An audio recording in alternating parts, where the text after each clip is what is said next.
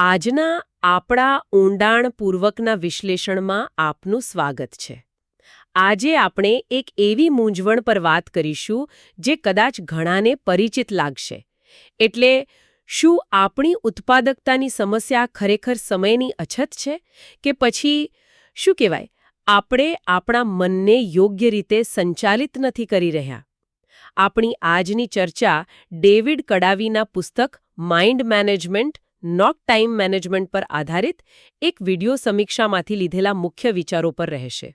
આપણો મુખ્ય હેતુ એ સમજવાનો છે કે કડક ટાઈમટેબલ પાછળ દોડવાને બદલે જો આપણે આપણા મનના કુદરતી પ્રવાહને સમજીએ, તેની ઊર્જા, તેના તાલ, તો શું આપણે વધુ સારી રીતે કામ કરી શકીએ, વધુ અસરકારક રીતે?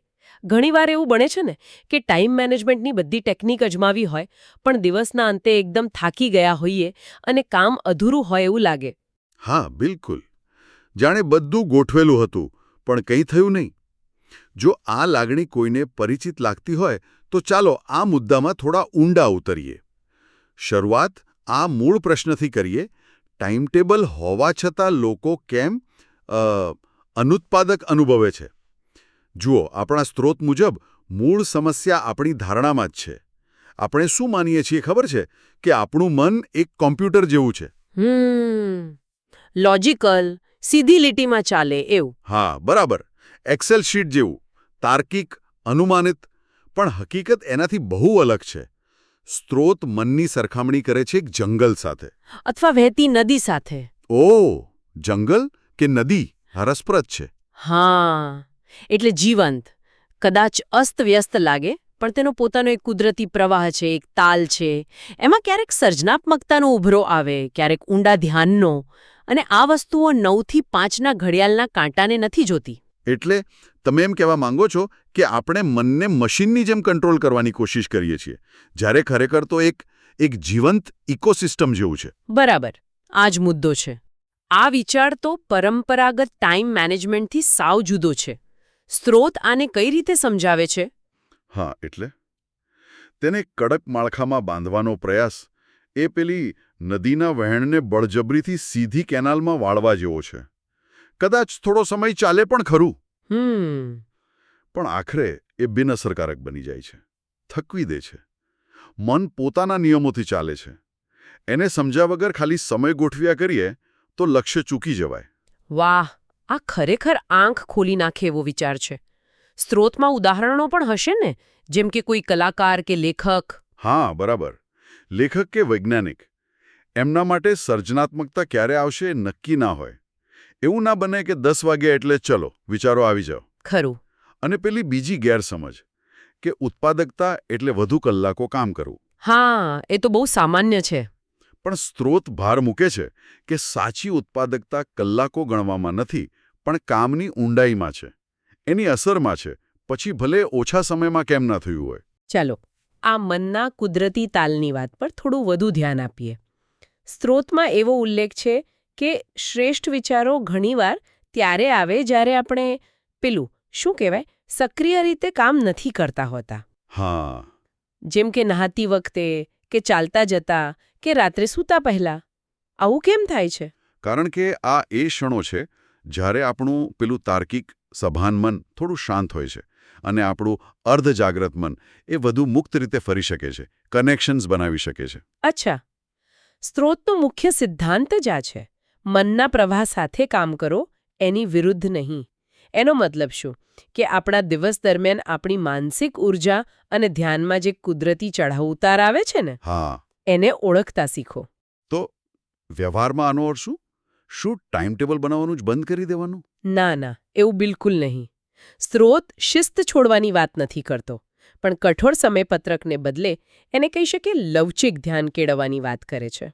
Flexible focus. લવચિક ધ્યાન એટલે કે જ્યારે તમને લાગે કે તમારી એનર્જી અને ફોકસ એકદમ ટોચ પર છે, ત્યારે સૌથી અઘરા, સૌથી ઊંડાણવાળા, સર્જનાત્મક કામો હાથમાં લો. ઓકે. અને જ્યારે એમ લાગે કે ઊર્જા થોડી ઓછી છે, મન થોડું ભટકે છે, ત્યારે પેલા ઓછા ધ્યાન માંગી લે તેવા કામ, જેમ કે ઈમેલ ચેક કરવા, કોઈ વહીવટી કામ, નાની મીટિંગ્સ. સમજાયું. આ રીતે આપણે મનના તાલનો શ્રેષ્ઠ ઉપયોગ કરી શકીએ. બરાબર. અને મને લાગે છે કે આનાથી પેલો અપરાધભાવ પણ ઓછો થાય. જે સ્ત્રોત કહે છે ને કે જ્યારે ધ્યાન ના લાગે ત્યારે આપણને ખરાબ લાગે. હા, એ જ. પણ કદાચ સમસ્યા આપણામાં નથી, પણ આપણે ખોટા સમયે ખોટા કામ માટે મનને ધક્કો મારી રહ્યા છે. પેલી નદીને ખોટી દિશામાં વાળવા જેવું. બરાબર કહ્યું. અને સ્ત્રોત એ પણ કહે છે કે ફ્લોમાં રહીને કરેલું 1 કલાકનું કામ પણ કદાચ પેલું બળજબરીથી કરેલા 5 કલાક કરતાં વધુ મૂલ્યવાન હોઈ શકે. વાહ! આપણું મન જ આપણી ખરી ઘડિયાળ છે એમ. એક રીતે, હા. તો આપણે મનના તાલની વાત કરી. પણ ક્યારેક એવું પણ બને ને કે સમય તો હોય પણ શક્તિ જ ના હોય, એટલે કે ઊર્જા જ ના હોય. આપણી એનર્જી લેવલ રોજ આટલું બધું કેમ બદલાય છે? કલાકો તો સરખા જ હોય છે દિવસમાં. હા, આ બીજો બહુ મહત્વનો મુદ્દો છે. માનસિક ઊર્જા. એટલે આ માનસિક ઊર્જા પર પણ ધ્યાન આપવું પડે. સ્ત્રોત શું કહે છે આ વિશે? ચોક્કસ. સ્ત્રોત આને સમજાવવા માટે એક સરસ ઉપમા વાપરે છે, બેટરીની. બેટરી? મોબાઈલની બેટરી જેવી? હા, કંઈક એવું. કલ્પના કરો કે રોજ સવારે આપણી માનસિક ઊર્જાની બેટરી લગભગ ફૂલ ચાર્જ હોય છે. પણ પછી દિવસ દરમિયાન જે કંઈ થાય છે, જેમ કે નાના મોટા નિર્ણયો લેવા પડે, એ શું પહેરવું, શું ખાવું, કયા ઈમેલનો જવાબ પહેલા આપવો, પછી પેલા વિક્ષેપો, ફોન વાગ્યા કરે, નોટિફિકેશન આવે, સોશિયલ મીડિયા જોવાનું મન થાય. હા, એ તો સતત ચાલતું જ હોય છે. અને પછી માનસિક શ્રમવાળા કામ. આ બધું ધીમે ધીમે પેલી બેટરીને ઉતારે છે, ડિસ્ચાર્જ કરે છે. ઓહ, આ બેટરીની ઉપમા ખરેખર અસરકારક છે. એનો મતલબ એ થયો કે જો આપણે દિવસની શરૂઆત જ આવા ઘણા બધા નાના નિર્ણયો અને વિક્ષેપોથી કરીએ તો જ્યારે ખરેખર અગત્યનું કામ કરવાનો વારો આવે ત્યારે બેટરી લો થઈ ગઈ હોય. બિલકુલ. સ્ત્રોત આ જ ચેતવણી આપે છે. જો સવારમાં જ ઈમેલ ચેક કરવામાં, સોશિયલ મીડિયા સ્ક્રોલ કરવામાં કે બિનજરૂરી મીટિંગોમાં સમય અને ઊર્જા વાપરી નાખીએ તો પછી તો આપણી સૌથી કિંમતી માનસિક ઊર્જા, જે સામાન્ય રીતે સવારે સૌથી વધુ હોય છે, એવા કામોમાં વેડફાઈ જાય જેમાં ઓછી ઊર્જાની જરૂર હતી. પછી પેલા ઊંડાણવાળા કામ માટે બેટરી બચે જ નહીં. તો આ માનસિક બેટરીને બચાવી કઈ રીતે? સ્ત્રોત કંઈક સલાહ આપે છે. ઊર્જાનું સંચાલન કેવી રીતે કરવું? હા, આપે છે. મુખ્ય સલાહ એ જ છે, ખાલી સમય નહીં, તમારી ઊર્જાનું સંચાલન કરો. કઈ રીતે? પહેલું, તમારી ટોચની ઊર્જાનો સમય ઓળખો. મોટાભાગના લોકો માટે સવારનો હોય.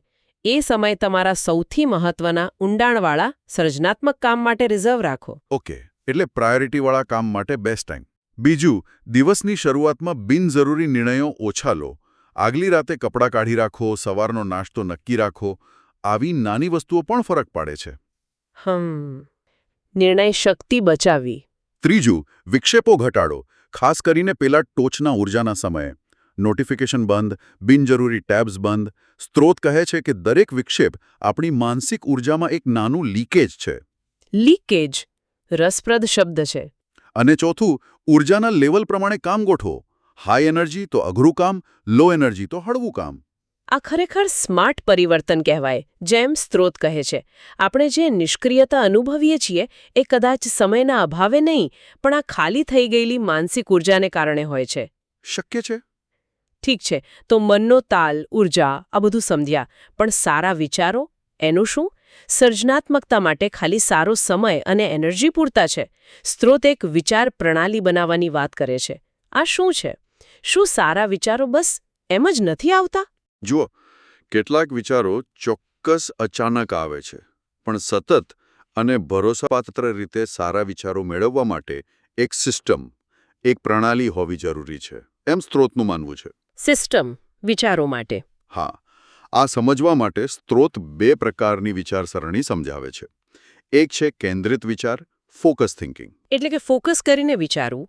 હા, જ્યારે આપણે કોઈ ચોક્કસ સમસ્યા કે કામ પર ધ્યાન લગાવીએ, તાર્કિક રીતે, સભાનપણે.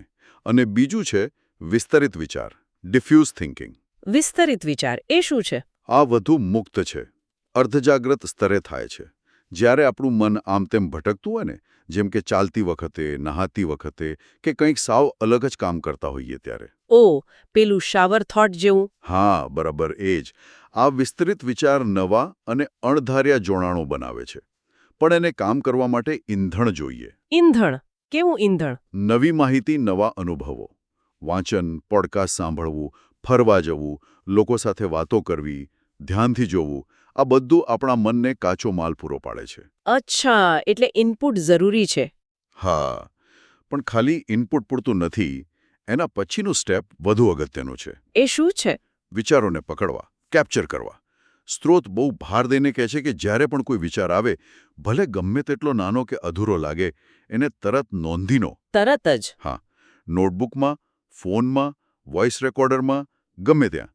નહીં તો એ વિચાર વીજળીના ચમકારાની જેમ આવીને જતો રહેશે. પકડાશે નહીં. ખરું છે, ઘણા વિચારો એમ જ જતા રહે છે. સ્ત્રોત એક સરસ સૂચન આપે છે. રોજનો ઓછામાં ઓછો એક નાનો વિચાર પકડવાનો ટાર્ગેટ રાખો. વર્ષના અંતે તમારી પાસે 300-350 વિચારોનો સંગ્રહ હશે. વાહ, આ તો જબરદસ્ત વાત છે. આ વિચાર પ્રણાલી બનાવવાનો ફાયદો એ છે કે સર્જનાત્મકતા પછી ખાલી નસીબ કે પ્રેરણાની રાહ જોવાની રમત નથી લેતી. એક નિયમિત, ઇરાદાપૂર્વકની પ્રક્રિયા બની જાય છે. તમારી પાસે વિચારોને પકડવા, સાચવવા અને પછી એના પર કામ કરવા માટે એક માળખું હોય છે. આ ખૂબ જ ઉપયોગી લાગી રહ્યું છે. તો આપણે મનના તાલ, ઉર્જા અને વિચારોની પ્રણાલી વિશે વાત કરી. પણ હવે એક એવી સમસ્યા જે ઘણાને નડે છે. કઈ? કોઈ પ્રોજેક્ટ બહુ જોશથી શરૂ કરવો, પણ પછી અધવચ્ચે જ છોડી દેવો. સ્ત્રોત કહે છે કે ખરી લડાઈ પ્રેરણા ટકાવવાની નથી, પણ કામને પૂર્ણતા સુધી લઈ જવાની છે. આ પૂર્ણતાની શક્તિ વિશે સ્ત્રોત શું કહે છે? આ મુદ્દો પણ બહુ મહત્વનો છે. સ્ત્રોતનો દૃષ્ટિકોણ મનોવૈજ્ઞાનિક છે. એ કહે છે કે દરેક અધૂરું કામ છે ને, એ આપણા મન પર એક અદૃશ્ય બોજ બની જાય છે. બોજ? કઈ રીતે? એ આપણી માનસિક જગ્યા રોકે છે, સતત આપણને યાદ અપાવ્યા કરે છે કે આ કામ પૂરું નથી થયું. એનાથી અપરાધભાવ જન્મે છે અને આ બધી નકારાત્મક લાગણીઓ આપણી ઊર્જા ઘટાડે છે. અચ્છા, એટલે એ પણ પેલી માનસિક બેટરીને ડ્રેન કરે. હા, કહી શકાય. અને નવા કામ શરૂ કરવાની ઈચ્છા પણ ઘટાડે છે. એનાથી ઉલટું, જ્યારે આપણે કોઈ કામ પૂરું કરીએ છીએ, ભલે નાનું હોય, તો આપણને સિદ્ધિનો અનુભવ થાય છે. એક સંતોષ મળે છે. આનાથી આપણો આત્મવિશ્વાસ વધે છે અને આગલું કામ હાથમાં લેવા માટે પ્રોત્સાહન મળે છે. સ્ત્રોત કહે છે કે સાચું મૂલ્ય અને સંતોષ શરૂઆતમાં નથી, પણ પૂર્ણતામાં છે. અહીં મને પેલો પરફેક્શનિઝમનો ફંદો યાદ આવે છે, જેનો ઉલ્લેખ સ્ત્રોતમાં છે. ઘણીવાર આપણે કામને એટલું પરફેક્ટ બનાવવા જઈએ છે કે ક્યારે પૂરું જ નથી થતું. બરાબર પકડ્યું. પરફેક્શનિઝમ ઘણીવાર કામ ટાળવાનું એક સુંદર બહાનું બની જાય છે. સ્ત્રોત ભાર મૂકે છે કે કામને પૂરતું સારું, ગુડ ઇનફ બનાવીને પૂરું કરવું એ વધુ ફાયદાકારક છે, બજાય કે એને અનિશ્ચિત કાળ સુધી સંપૂર્ણ બનાવવાની કોશિશ કરવી. કેમ કે પૂરું કરવાથી જ ફીડબેક મળે, શીખવા મળે. હા, અને વિકાસ થાય. એ માન્યતા કેળવવી બહુ જરૂરી છે કે હું જે શરૂ કરું છું તે પૂરું કરું છું. આ આત્મવિશ્વાસ માટે બહુ જ શક્તિશાળી છે. તો આ પૂર્ણતાની આદત પાડવા માટે સ્ત્રોત શું સલાહ આપે છે? સ્ત્રોત સૂચવે છે કે જ્યારે પણ કોઈ નવું કામ શરૂ કરો, ત્યારે ખાલી શું અને શા માટે નહીં, પણ એ કેવી રીતે અને ક્યારે પૂરું થશે એના પર પણ શરૂઆતથી જ વિચારો. ઓકે, એટલે એન્ડ ગેમ મનમાં રાખવી. હા, કામને નાના મેનેજેબલ સ્ટેપ્સમાં તોડી નાખો. દરેક સ્ટેપ પૂરું થાય ત્યારે નાની ઉજવણી કરો. અને સૌથી અગત્યનું, પૂરું એટલે શું એની વ્યાખ્યા વાસ્તવિક રાખો. દરેક પૂરું થયેલું કામ તમારી કન્સિસ્ટન્સી અને આત્મવિશ્વાસ વધારે છે. આપણે મનના ઘણા પાસાઓ જોયા: તાલ, ઉર્જા, વિચારો, પૂર્ણતા. હવે એક અંતિમ અને કદાચ સૌથી ઊંડો ખ્યાલ જે સ્ત્રોત રજૂ કરે છે, આપણા અર્ધજાગ્રત મન સુધી પહોંચવું, જેને સ્ત્રોતમાં આંતરિક ઓરડો કયો છે. હા, ધ ઇનર રૂમ. એ અનુભવ તો બધાને થયો હશે કે કોઈ સમસ્યા પર બહુ વિચાર્યા પછી એને છોડી દઈએ અને પછી અચાનક જવાબ મનમાં આવી જાય. હા, પેલું ભૂલી ગયેલું ગીત અચાનક યાદ આવી જાય એમ. બરાબર. આની પાછળ શું છે? સ્ત્રોત સમજાવે છે કે આપણું સભાન મન જે તર્ક કરે છે, વિશ્લેષણ કરે છે, એ તો ખાલી હિમશિલાની ટોચ છે. ખરી શક્તિ, ખરી ઊંડાઈ આપણા અર્ધજાગ્રત મનમાં છે. અર્ધજાગ્રત મનમાં? હા, એ પડદા પાછળ સતત કામ કરતું રહે છે. માહિતી જોડે છે, પેટર્ન્સ શોધે છે, અંતઃપ્રેરણા ઇન્ટ્યુશન જન્માવે છે. પણ આ આંતરિક ઓરડા સુધી પહોંચવા માટે આપણે પેલા સભાન, સતત બોલતા મનને થોડું શાંત કરવું પડે. શાંત કરવું પડે. તો આ આંતરિક ઓરડાનો દરવાજો કેવી રીતે ખોલવો? આપણે અર્ધજાગ્રત મનને સાંભળીએ કઈ રીતે? સ્ત્રોત કેટલીક રીતો સૂચવે છે. એક છે પાછળ હટવું. જ્યારે કોઈ સમસ્યા પર અટવાઈ જાઓ ત્યારે સક્રિય રીતે વિચારવાનું બંધ કરી દો. કંઈક અલગ કરો, ચાલો કસરત કરો, સંગીત સાંભળો. ઓકે, બ્રેક લેવો. બીજું છે ઇન્ક્યુબેશન, એટલે કે સમસ્યા પર ઊંઘી જવું. રાત્રે સૂતા પહેલા સમસ્યા વિશે થોડું વિચારીને છોડી દો. ઊંઘમાં મન એના પર કામ કરતું રહેશે. આ તો રસપ્રદ છે. ત્રીજું છે મુક્ત લેખન, ફ્રી રાઇટિંગ. 10-15 મિનિટ માટે ટાઈમર લગાવીને મનમાં જે આવે એ કોઈપણ જાતના સેન્સર વગર લખી જ રાખો. એનાથી શું થાય? ઘણીવાર અણધાર્યા વિચારો અને જોડાણો સપાટી પર આવી જાય છે. અને ચોથું, અલબત્ત શાંતિ અને એકાંત. નિયમિત થોડો સમય ઘોંઘાટ અને વિક્ષેપોથી દૂર શાંતિમાં ગાળવો. ધ્યાન, પ્રકૃતિમાં સમય, અથવા બસ શાંત બેસી રહેવું. આ ખરેખર એક અલગ જ દૃષ્ટિકોણ છે. એટલે સ્ત્રોત એમ કહે છે કે આપણી સૌથી ઊંડી સૂઝ, ક્રિએટિવ ઉકેલો, સાચી દિશા એ ખાલી તર્ક અને મહેનતથી નથી મળતી. ઘણીવાર નહીં, એ આ શાંત આંતરિક સ્તરમાંથી આવે છે. આપણે કદાચ બહારના ઘોંઘાટને ઓછો કરીને અંદરનો અવાજ સાંભળવાની કળા શીખવાની જરૂર છે. તો આજની આ બધી ચર્ચાનો સાર કાઢીએ તો વાત સ્પષ્ટ છે. સાચી ઉત્પાદકતા, સર્જનાત્મકતા અને માનસિક શાંતિ એ ખાલી કેલેન્ડર મેનેજ કરવાથી નથી આવતી. ના, એ આવે છે આપણા પોતાના મનને સમજવાથી. તેના તાલ, તેની ઊર્જા, તેના વિચારો, તેની ઊંડાઈ આ બધું સંચાલિત કરવાથી. એક રીતે આપણા અંદરના સ્વ સાથે જોડાવાની વાત છે આ. બિલકુલ. અને સ્ત્રોતનું અંતિમ આહ્વાન પણ એ જ છે. થોભો, અંદરની શાંતિને સાંભળવાનો પ્રયાસ કરો. જે જવાબો બહાર નથી મળી રહ્યા તે કદાચ અંદર જ રાહ જોઈ રહ્યા છે. એવો જ જરૂરી છે. ક્યારેક થોડું પાછળ હટીને શાંત થઈને જોવાથી જ આગળનો સાચો રસ્તો દેખાય છે. અને આજના આ વિશ્લેષણના અંતે ચાલો આપણે સૌ સ્ત્રોત પર આધારિત આ એક વિચાર પ્રેરક પ્રશ્ન પર મનન કરીએ.